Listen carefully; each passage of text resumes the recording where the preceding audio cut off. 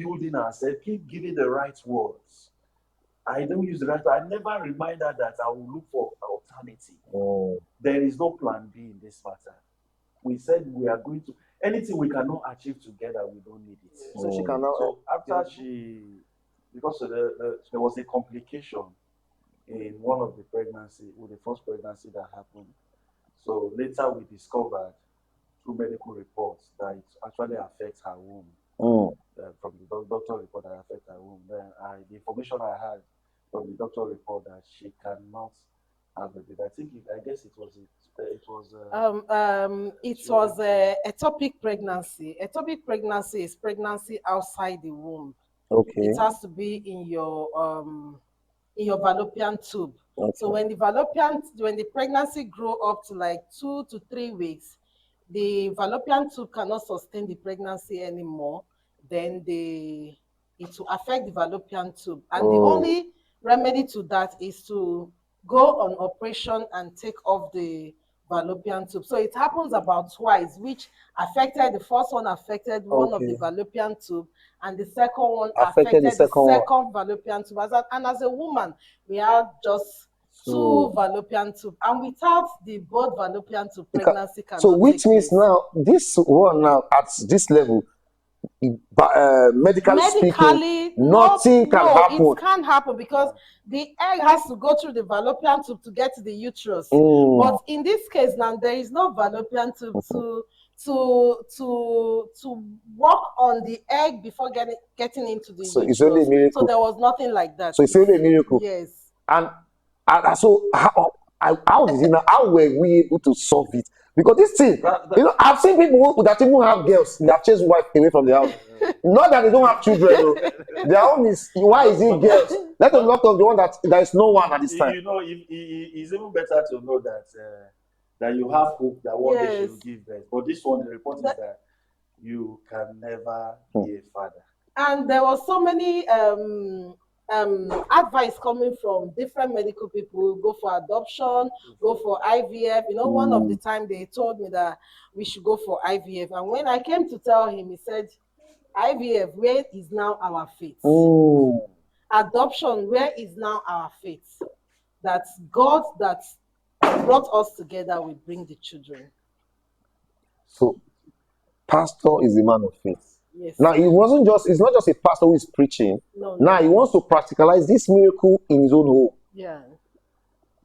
So how did he go?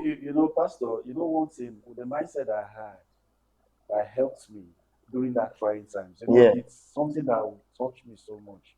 Was saying that I will not see my baby and all that. Such thoughts will come, not as if they won't come. Yeah. But one of the mindset I have is that if I don't conquer this thing, I will have audience one day. What will I say? And the Bible says, he that failed in the time of adversity, his strength is small.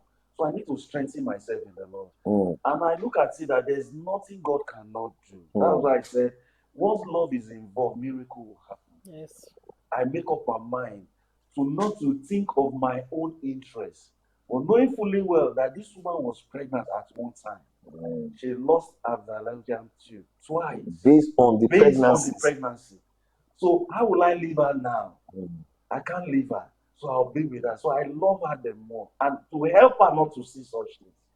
So I strengthen her. So my own now is to strengthen her to stand. That's what marriage is all about. You strengthen one another. That's where Ecclesiastes said, two is better than one.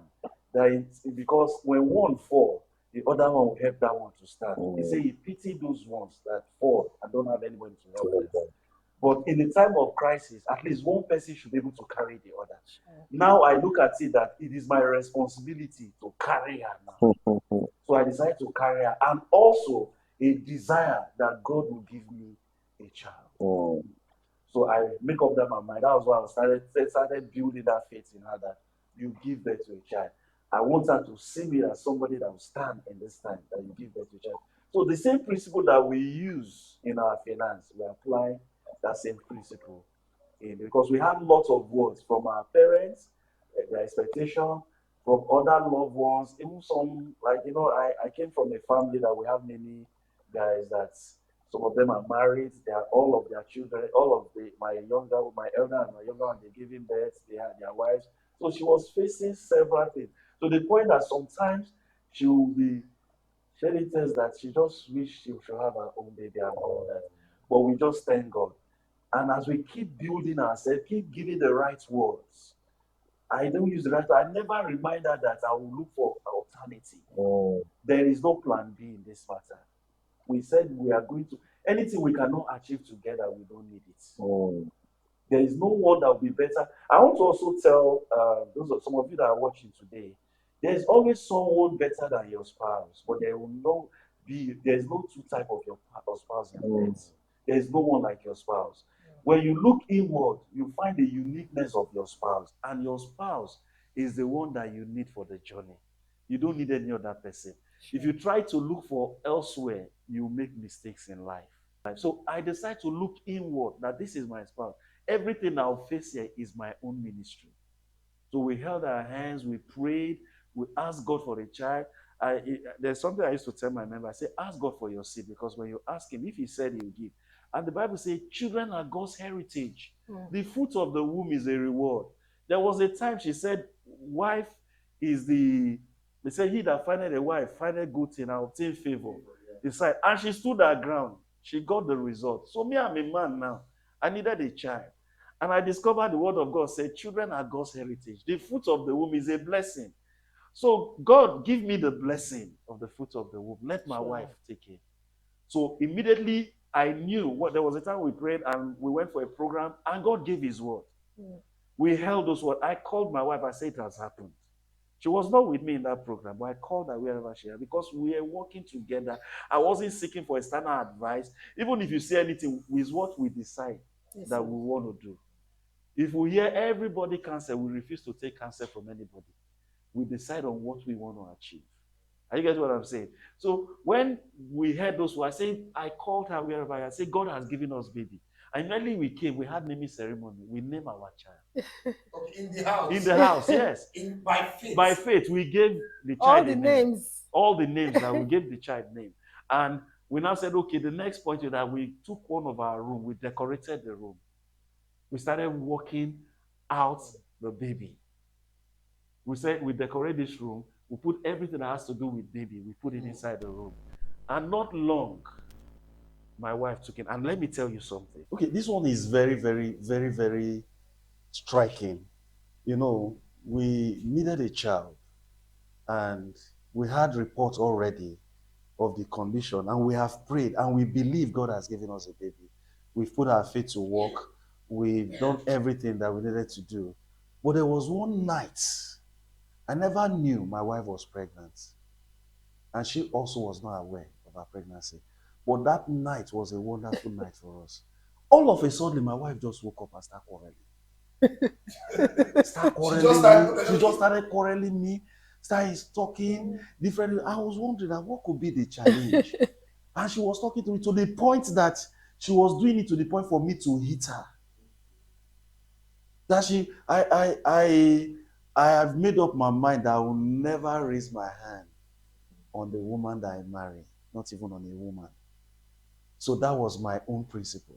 I made up my mind. No matter what happened, I'll walk away. So when she started doing that, my normal self, I just know that, where this woman is going, she wants me to break principle. I'll still stand. That's what makes you a man, not when you raise your hand, I want to prove that I'm a man. Some people tell you that, if you give women a chance, they will do this. They'll take chances. You have to show them. That makes you a weakling. Showing a woman a weakling, next thing is to react. But that night was something else. Something that we have been longing for was available that night. We never knew. But it came in such ugly package to us. And my wife was quarreling, talking to me anyhow. I was wondering, what happened? She wasn't like that. I started asking, what happened to my wife? Did they tell her something? Is she frustrated? And she started looking, did I do something wrong? There was no trace to anything that I did wrong. I was innocent, but my wife kept on. There are some words she was using, talking to the point I just said, let me just turn. As I turned my face, she still hit me and woke me up. I'm talking, you are sleeping. Why will you sleep? How are you sleeping? This and that. I stood up. That was the night that I knew that I was a patient man. That was the night I became strong man. That was the night I know that, yes, I'm a man. I just sat down. I said, that's okay. I won't sleep. What are you saying? She spoke. I was looking at her. I just thank God for that night. God was able to hold me. It was God that held me. I was just looking at my wife was saying every word. At the end of the day, about 2 hours to 3 hours, my wife was talking to me. I didn't answer her. Not answering, she will still flare up. Sometimes she'll just say, she'll flare up again. I said, what was happening? I will keep on asking myself, what happened to my wife? Is this my wife? Why is she talking this way? I started praying inside. So about 3 hours, she now kept calm. She took water. She now slept up. She now woke me and said, are you not going to sleep? I look at her. I shook my head. I slept off. So the next day, 2 days later, she said she's feeling somehow. We now went to the hospital. They now tested her. My wife was pregnant. And I found out that she was pregnant. So you were able to connect it? Yes. Immediately. Yes. Immediately I now look at her. That night was the devil. You can see that when challenges come to your home, you must control yourself. The devil comes to scatter your joy. Don't take permanent decision on a temporal issues. Don't make permanent decision on a temporal issues. Imagine at that spot, I took the decision to confront my wife and prove to her that I'm a man, that she dare not talk to a man anyhow. And I proved my manhood. The joy of having becoming a father will have been lost. Because most likely, if a man had gone in the violent way, maybe the baby would have gone. And that was what was happening that night. I'm telling you, for good 3 hours, from 12 to 3 a.m. I know what it was, even midnight, so you cannot stroll out to say move out. The only opportunity I had was just to turn, and in turning, my wife would draw my attention. That means drawing me back is for me to just use my latest backhand and start from there. But I was able to control. I thank God for the knowledge of His word. I was able to control. After that, when we discovered that she was pregnant, you can see the joy all over us. That's why I said every challenge is come for you people to win. And if one phase go, another one will show up. Not like the other one. It will come in different package.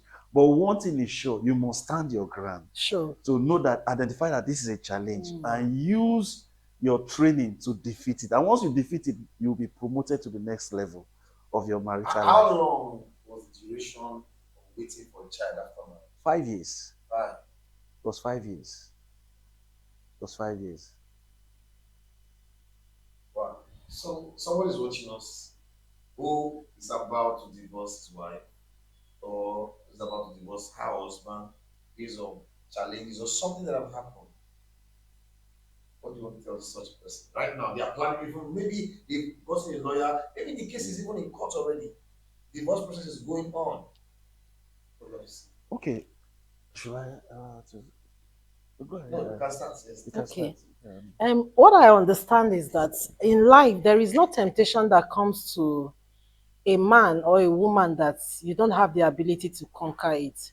So whatever temptation that comes to you at that time that you think the only option is divorce, divorce is not an option because marriage is of the Lord. And like I said before, it is ordained by God. And from the beginning of that marriage, God is not expecting a divorce. So He has given you something. There is something that He has put in you to overcome that challenges. And not, that thing He put in you is not divorce. He put in you, He said, man, love your wife. Love is unconditional. He said, love covers multitude of sin. So whatever the issue, love covers it. When you have love for someone, the only thing you'll be seeing is the good aspect of the person, because everyone has good aspect, everyone has another ugly aspect. But if you focus on the good aspect, you get the best out of the woman. If a woman focus on the good aspect of the man, he will get the best out of the man. So focus on the good aspect of your spouse. And believe me, you get the best out of it. But when you are looking at the wrong part, you continue to see the wrong part, and everything he or she does will be ugly to you. Why? Because your focus is on the wrong part. So focus on you as a man loving your wife, and the woman focus on you submitting to your husband as unto God, not unto man, as unto God, and you loving your wife as Christ loved the church, even for him to sacrifice his own life on the cross of Calvary just for the sake of us. So you can do that for your wife, and your wife, you can do that for your husband. I think that is all I have to say. So, in this closing moments, there could be a man or a woman, a couple that have issues right now. The man is already made up his mind. Maybe there was an error, and now it has led to the home broken already. They're almost at maybe they're in court or something. They are at the point of almost unforgiveness for each other. What do you have to tell such a man or such a woman? Because they might be watching us, and this could be their opportunity for unity. Thank you so much. Like what she said, what leads to divorce is you have option in your marriage. And secondly, you are demanding something that you expect and not what you want to give. Love is not from you to me, it's from me to you. The moment you are looking at the other person supposed to give it to me, that's where the problem is. And in every relationship, there must be a sacrifice. There must be a sacrifice. And when you are thinking that there is one option somewhere, after that time, that's where you start making a lot of mistakes. And what you expose, the counsel you expose yourself to. If you are a married man, your associates should be people that keep their home, not people that have serious issues with their home that cannot keep their home. If you look at people that always look at divorce as option and go extra mile to institute divorce and get divorced, one of the things that happened to them is that they started listening to the wrong counsel. And the second aspect is that they started seeing someone else that is better than their spouse. They started seeing quality from someone that they don't have in their spouse. So when your eyes is single, it will lighten up your whole body.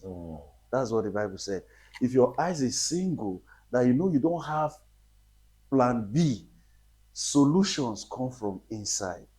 Are you get what I'm saying? And secondly, again, communication matters a lot. Don't keep things inside you without saying it out. Sometimes it's assumption. Because for some time, I discovered that there are some things that I assume about my wife. And I nurture those things. It started affecting the relationship. It now become a picture. So I'll relate in that line. So don't assume. If you feel somehow, you communicate it the way it is. Then you will now discover that you are having the wrong thoughts. Don't look for a third party to help you interpret your marriage. Every home is unique. Every home is unique, designed by God. Your marriage cannot be like the other person's marriage. Your marriage should be a model for you and your family. Don't let other people married to influence your home. Are you get what I'm telling you? So sometimes I say you don't wish for your home to be like the other home. It can never be like the other home. Your home is unique. Look inward and build your home. Now, if you are in that position and you have started making that step, I'm telling you that you are taking the wrong step. What you need to do, that reason, because there must be something that you are holding on to. It may be maybe the child that you are looking for, maybe that the character of your wife, that you think there's a character. Because in every relationship, God is working in you something. Maybe if your wife is a nagging person and you are a patient person, through your patience, you'll be able to walk in her. Like my wife said something in the beginning of this topic. He said, I am confrontational, I react, I'm do so and so, but I found out that his gentility was able to make me calm. Because when she will act, I will not join her in that frequency. I will act my role. I will not choose to be another person. I'll be the person that she knew me to be. And I will not allow another thing to take over me. So that's what you should do as a man. She said something about, that's just the scripture. Don't ask for something from someone. You be ready to give. You should be ready to give. What can you give to this marriage to work? And I want to tell you both of the couple, I want to tell you something. You to make your marriage work is not a weak link. You know, some people think that if I should let this thing go, that means I'm weak. No, you are the strength of that marriage. The one that keep the home is the one that is strength, that has strength. So it can be from the woman, it can be from the man. If people tell you that you are not a man enough, no. What makes you man enough is to have a home. If you divorce, that means you are not man enough. How can you embark on a project that you cannot maintain? What kind of future are you building for your children? Because once you take that decision, you have introduced something to your home. So because of that, and I believe the other factor is that there's nothing that God cannot do. If there's something else that you are using, some now, you know, in this present stage that we are, we allow social media to teach us marriage. We allow TikTok to teach us marriage. Sometimes when you have issue, you go and be reading a relationship book on social media. You go and be reading how some people divorce. You go and be reading how a man hurt his wife. You go and be reading all those things that are there to destroy your home. Home was not built from the beginning with all social media. You understand what I'm saying? It was built by God.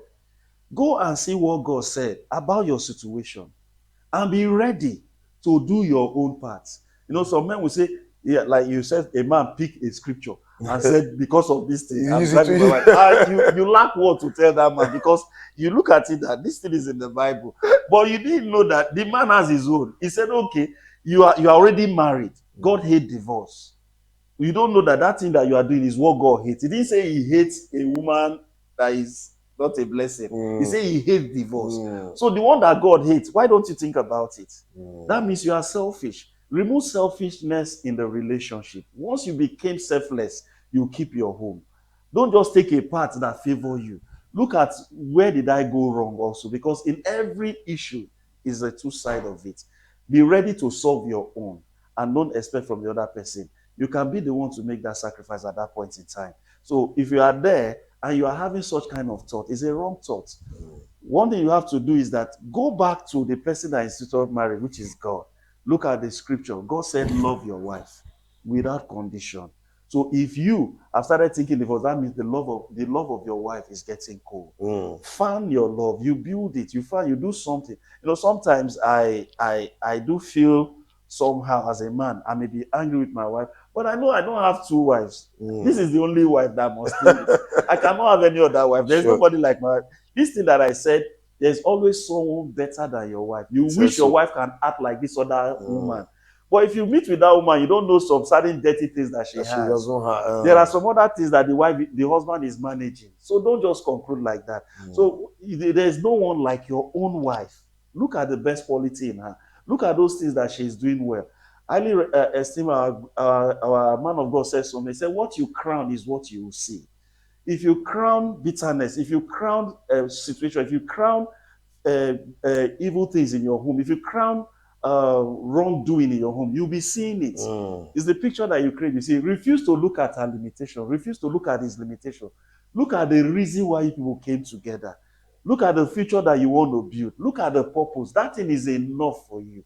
You know, sometimes we now start looking at, if not for the children, I wouldn't have said, no, you are not staying with your wife because of the children. He said, two shall become one, even without children. The moment you now start looking at some certain thing being the reason for the marriage, you lose it. When those things are not there, the divorce, so the reason not to stay will start popping up. But the reason why you are there is for a purpose, and it's God that instituted it. So you go for the reason why you are in this marriage. Don't look at the other thing that you pick on the way. You stay in that thing. Even in the time of crisis, you look at those things. So sometimes I'll be having issue with my wife like that, and I find that it's getting cold inside of me. But this is my wife. I don't want to have two. And I make up my mind that I will never have two. My children will never have two mothers. This is my wife. And so what will I do? I need to find my love. I need to find it from inside. Nobody will teach me that. So how do you find it? So I created an atmosphere. Okay. Are you getting what I'm saying? Yeah. I'll create an atmosphere. It's either I let go whatever I'm thinking about. Don't keep to hurts. Don't meditate on the hurt. Don't. I was opportune to meet some marriages. The man has record of everything that the wife did, even with dates, time, and venue. How can you be that kind of man? You know the time. When I sat down, I didn't even know what to do. He will tell me the time. He'll give the date. the occasion, the scenario. He will tell me what she said, verbatim, sentence to word to word. And he will say, I forgive her. And she still do. No, you never forgive her. The moment you keep those things, the future will be that both of you will not stay together. As couple, learn how to forgive. And don't remember. Don't keep it a record. The moment you start remembering those things, because every word carries seed, the harvest of it is what you will see. So before you even think of divorce, you've been keeping some certain things. So right now, learn how to deal with all those things. Remove them from your heart. The woman that you are seeing is the best woman for you. The man that you are looking at right now is the best man for you. There is no man like that. I would like to let you know that even if you ask those ones that are divorced, they are regretting it today. Because the people they assume should be the better man or woman, they go there. It's still the same thing. There's challenge everywhere. The only thing, create the kind of home that you want. That's what I want to tell you. Wow. So powerful. Thank you so much for being on set. And I can assure you that lives are touched by everything they have heard today. And this is 13 years of investment that have been communicated to us with the wisdom of God that is timeless. So many people around the world are watching this. And if you're watching for the first time, kindly like our channel, subscribe to our channel, like this video, share it, and drop your comments. What do you think? You have a question for the couple, you can write it down. They can come back on set and answer your questions. So whatever questions you have, put it in the comment section and I'll get back to them. Hope you'll be here next time when we invite you, Sazama. Yes, we will. Thank you so much. Thank you for having us. Oh, do have a glorious time. Bye-bye.